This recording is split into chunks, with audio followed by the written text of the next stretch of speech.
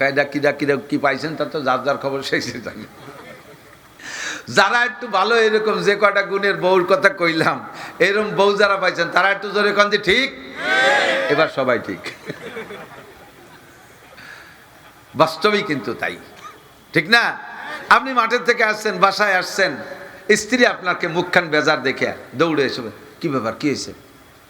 কয় মাঠে গন্ডগোল লাগছে, সে জায়গা পোলাপান আমাকে কেউ ছিল না, মোল্লারা কটা চড় থাপ্পড় দিয়েছে, পিটেন পাটান। স্ত্রী যদি ভালো হয় তাহলে কি বলবে? বলবে ও কোনো ঘটনা না। পুরুষ মানুষ আজ 2 চড় খাইছেন, কালকে 5টা দিয়ে দিলি হলো। এর জন্য মুখ বেজারে বসে থাকবে। এদিকে আসেন, দোয়াই মুসাই পরিষ্কার করে গোসল টোসল করে কাপড় চোপড় পরে বলছে আপনি থাকেন, আমি আমার 5টা ভাইরে দাওয়াত দিচ্ছি, আমার ভাইরা এসে এর প্রতিশোধ নেবে। কিছু করুক আর না করুক, তাৎক্ষণিকভাবে তার একটা সান্ত্বনা দেয়া। স্বামী খুশি হয়ে গেছে, খুশি হয়ে গেছে। এলো আদর্শ বউ। এ বই এই আদর্শ শিখতে হবে কোন জায়গায়? স্কুল কলেজ কোনো জায়গায় শেখায় না, এই কারখানার মধ্যে শিখায়, এই ইন্ডাস্ট্রিতে শেখায়। আর একজন আইসে মাইটার খাইয়া, বউটা কেমন কাজ, কি ব্যাপার, মুখ কুলাকা দেশে দুলাই পারো খালি বাংলায়, মাগিগের সাথে বিটাকের সাথে তো পারো না, খাইছো দুলাই, এইরমই খাবা। সেদিন আমার চুল উঠে বেলাইছো না, আজকে তোমার দাড়ি ছেড়ছে, এই তো শোধ। এখন যদিও বাইরে পুরুষের সাথে পারে নাই, বোর সাথে তার পারতে অসুবিধে নাই। মাজা আইছিল, আইলো লাঠি গুজা, কয় আয় ওই সেকশন তোর পর দিয়ে যাবে। মায়ের খাইয়েছে বিটাকে কাছে, শ্রদ্ধায় বোর পিটি। এই যে হজবরালার উল্টো পাল্টা, এটা তো ওই একই কারণে, ধর্ম শিক্ষা জ্ঞান না থাকা আর না থাকার পার্থক্য। কথা বলেন ঠিক না? এই জন্য আল্লাহ বলেন কুল হাল ইয়াস্তাবিল্লাযীনা ইয়ালামুনা ওয়াল্লাযীনা লা ইয়ালামুন। হে নবী, উম্মতের কাছে জিজ্ঞাসা করেন শিক্ষিত আর অশিক্ষিত কোনোদিন সমান হতে পারে কিনা, জাননেওয়ালা না জাননেওয়ালা কোনোদিন সমান হতে পারে কিনা। যেমন কুল হাল ইয়াস্তাবিল আমা ওয়াল বাসীর, চক্ষুওয়ালা আর অন্ধ, অন্ধ আর চক্ষুওয়ালা যেমন সমান হতে পারে না। কুল হাল ইয়াস্তাবিল জীবিত আর মরা মানুষ যেমন সমান হতে পারে না, তেমনি শিক্ষিত আর মূর্খ সমান হতে পারে না। এবার শিক্ষিত কাকে বলে? সারা দুনিয়ার সর্বশ্রেষ্ঠ সার্টিফিকেটের অধিকারী ছিল তৎকালীন মিস্টার আবু জাহেল। নাম ছিল আমর ইবনে হিশাম, উপাধি ছিল আবুল হেকাম। আরবের গভর্নর ছিল, সৌদি আরবের গভর্নর ছিল এই আমর ইবনে হিশাম নাম, তার উপাধি ছিল আবুল হেকাম। জ্ঞানীদের পিতা বিদ্যাসাগর। দুনিয়ার যত সার্টিফিকেট তৎকালীন সম্ভব সবই তার ছিল, কিন্তু ছিল না শুধু কোরআনের সার্টিফিকেট। নবী পাকের জবান দিয়ে আল্লাহর পক্ষ থেকে বেরিয়ে আসলো, তোমার সব সার্টিফিকেট এক পাশে থাক, যেহেতু তোমার কোরআনের সার্টিফিকেট নাই, কাজেই তুমি আজকে থেকে আবুল হেকাম না, তুমি এখন থেকে আবু জাহেল। তুমি মূর্খদের বাবা, তুমি মূর্খদের গডফাদার। তোর মতো জাহেল আর মূর্খ নাই, তুই আন্তর্জাতিক খ্যাতি সম্পন্ন জাহেল। কিয়ামত পর্যন্ত মানুষ তোকে আবু জাহেল বলে চিনবে।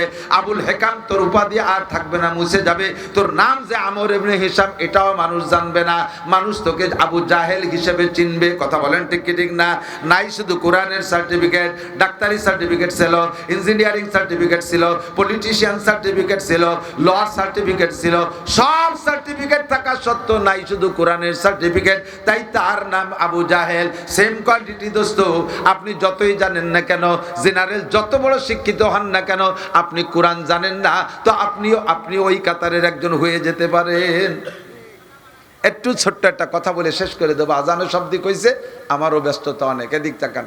এক শিক্ষিত ভদ্রলোক, আগের বইতে মুরব্বীরা পড়েছেন, আমি সেটাই একটু পুনরাবৃত্তি করছি। আমি বইতে পড়ি নাই, ভাইরা পড়তো বড়রা, আমি তাই শুনে মুখস্থ রয়েছে। ছোটবেলায় যা শুনতাম মনে থাকতো, ব্রেন ছিল ভালো।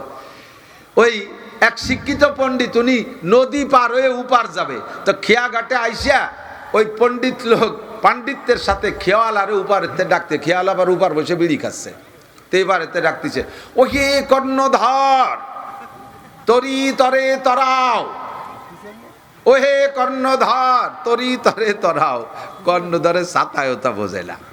কর্ণধর মানে যে খেয়ালা তাতেও জানে না, কর্ণধর মানে কান ধরা আলা মনে হতে। ও তা শোনে, উনি মানে কোন কান ধরে কিরা বসে রয়েছে তারে কইতে। তরি মানে যে নৌকার, তর মানে কিনারে, তরাও মানে কাঁচাও, এত তার শেষা জানে না। ও বসে বসে বিড়ি খাইয়েই যাচ্ছে।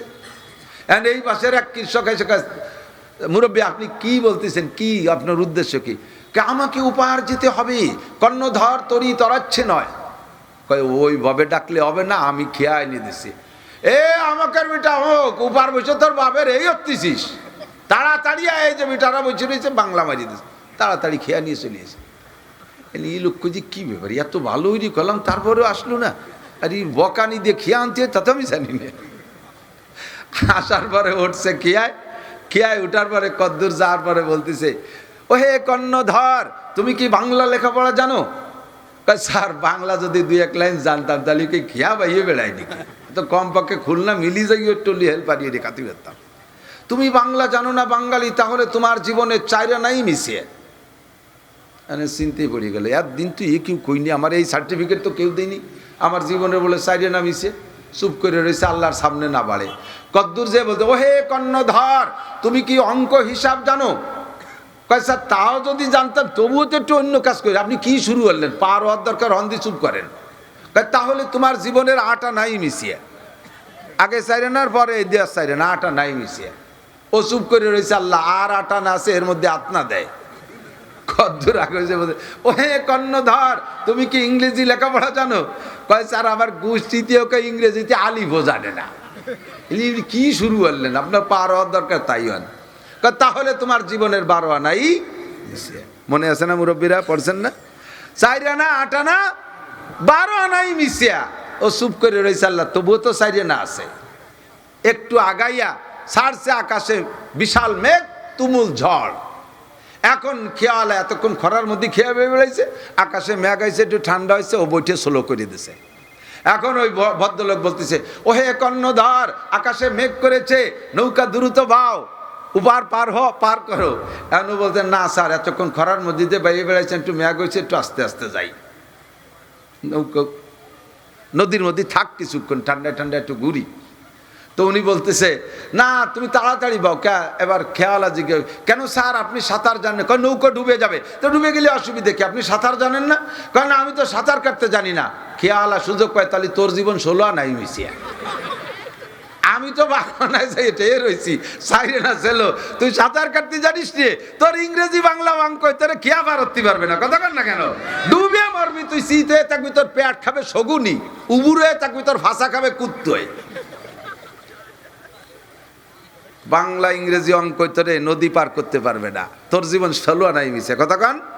Matric pass, IA pass, BA pass, MA pass, doctor, engineer, এসব তুমি 12 আনা পর্যন্ত শেষ। তুমি কোরআন পারো না, তোমার 16 আনাই মিশা। তুমি পুলসিরাতের নদী পার হইতে পারবা না, ওই নদীর মধ্যে ডুবিয়ে মারবা। আর আল্লাহর রহমতে এই 12 আনা যদিও না থাকে, 4 আনা কোরআনের বদৌলতে সব নদী পার হয়ে পার চলে যাবে। ঠিক কিনা?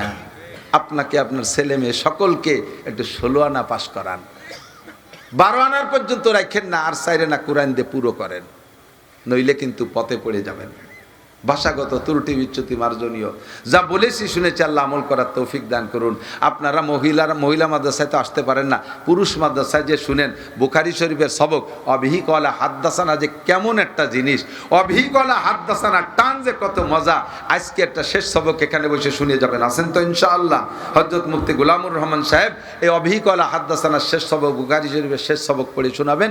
বুখারী শরীফ খতমের পরে দোয়া কবুল হয়, হাজারো নজরিয়া। কোরআন শরীফ খতমের পরে দোয়া কবুল হয়, মানে কোরআন শরীফের পরেই দোয়া কবুল হয়, এরপরে খতমে বুখারীর পরেও দোয়া কবুল হয়। আমরা দেশের জন্য, দশের জন্য, জাতির জন্য, ব্যক্তি প্রয়োজন, ময় মুরব্বী মরহুম মুর্দাগান যারা কবরে চলে গেছে সকলের জন্য আজকে খতমে বুখারীর উপরে কবুল দোয়া নিয়ে যাব ইনশাআল্লাহ। থাকবেন তো ইনশাআল্লাহ শেষ পর্যন্ত? সুবহানাল্লাহি বিহামদি, সুবহানাল্লাহিল আযীম। আল্লাহ পাক রব্বুল আলামিন আমাদের বুঝার আমল করার তৌফিক দান করুন। সুবহানাল্লাহি বিহামদি।